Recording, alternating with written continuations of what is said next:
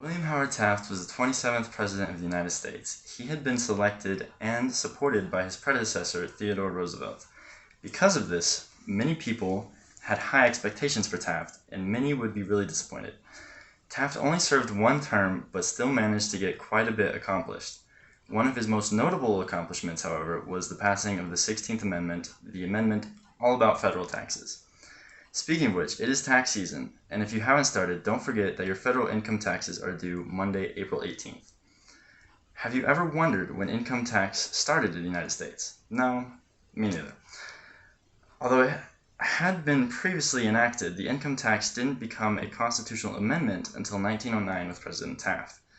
It all started when Taft, in an address to the 61st Congress, proposed a 2% federal income tax on corporations by way of an excise tax and constitutional amendment to allow the previously enacted income tax.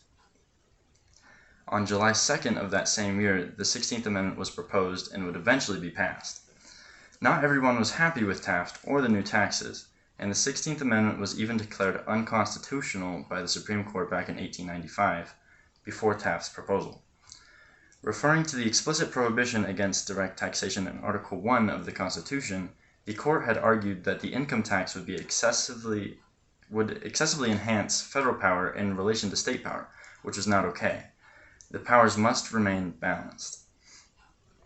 Obviously, the Supreme Court's previous ruling didn't have a strong enough argument, because on February 3rd, 1913, the 16th Amendment, which authorized the federal government to levy an income tax on all Americans, was passed. And it still exists today, taking the money out of the pockets of every American. Don't you just love taxes?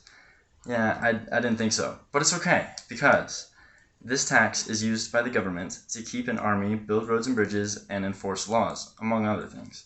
And it is these taxpayer dollars that help build our community, protect our country, and help keep everything working like a well-oiled machine. And that is why the 16th Amendment was an important event of William Howard Taft's presidency.